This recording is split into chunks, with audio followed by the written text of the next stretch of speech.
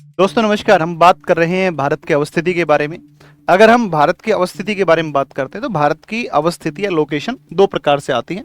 एक हम भारत की सापेक्ष अवस्थिति पढ़ते हैं और एक हम कौन सी पढ़ते हैं, निरपेक्ष पढ़ते हैं। तो सापेक्ष और निरपेक्ष दो प्रकार की अवस्थितियां भारत की आती हैं। यदि हम सापेक्ष के बारे में बात करते हैं तो सापेक्ष यानी कि वास्तविक और निरपेक्ष मतलब काल्पनिक। सापेक्ष अगर स्थिति की बात करेंगे, अवस्थिति की बात करेंगे, लोकेशन की बात करेंगे तो हमारी जो सापेक्ष अवस्थिति है वो वैश्विक संदर्भ में उत्तरी पूर्वी गोलार्ध में हम विषुवत रेखा से ऊपर की तरफ हैं।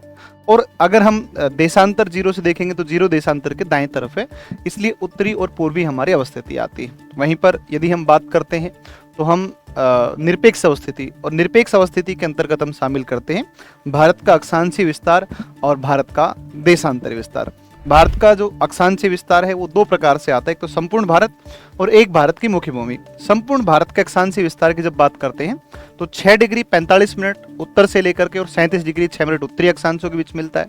वहीं आप अगर मुख्य भूमि की बात करेंगे तो हमारी अवस्थिति या लोकेशन 8 डिग्री 4 मिनट से लेकर के और 37 डिग्री 6 मिनट उत्तर के बीच में पाई जाती है मुख्य अवस्थिति, मुख्य भूमि की अवस्थिति।